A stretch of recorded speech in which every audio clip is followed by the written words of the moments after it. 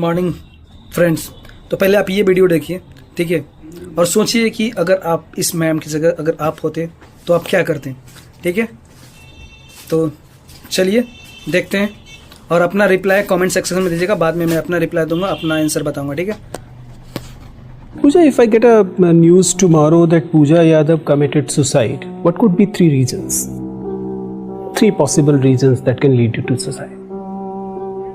So I don't think I'll come. Obviously, nobody have a syllabus of committing suicide. But if I get a news, what are 3 most likely reasons possible?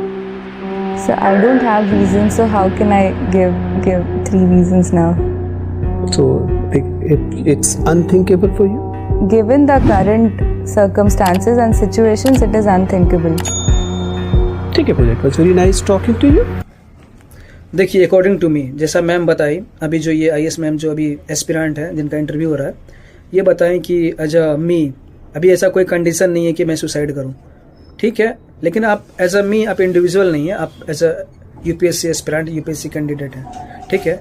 आप इसको और बेहतर ढंग से आप बोल सकते थे जिससे आपका मार्क्स इंप्रूव होता, ठीक है। ये तो कॉमन पीपल भी बोल सकते हैं, जनरल आम जो कि यूपीएससी नहीं कर रहे। वो एक यूपीएससी एस्पिरेंट का आंसर ऐसा होना चाहिए था कि जैसे कि एज अ यूपीएससी एस्पिरेंट मैं इंडिविजुअल अगर मैं सुसाइड करूंगा मैम, तो ये मेरे अकाउंटेबिलिटी एंड इंटीग्रिटी का हनन होगा, और जिस कारण से मैं अगर सुसाइड करती हूँ या करता हूँ तो उस बेसिस में हो सकता है मैं रिस्पॉन्सिबिलिटी होगा मेरे पास एज आईएएस, तो मैं उस रिस्पॉन्सिबिलिटी से मैं पीछे हट रहा हूँ। यह मतलब क्या आ गया कि अगर मैं मेरे पे दबाव आया, पॉलिटिकली, इकोनॉमिकली, जो भी दबाव, मैं उस दबाव के अंदर मैं दब गया और मैं सुसाइड कर लिया, तो यानी दबाव जीत गया और मैं हार गई।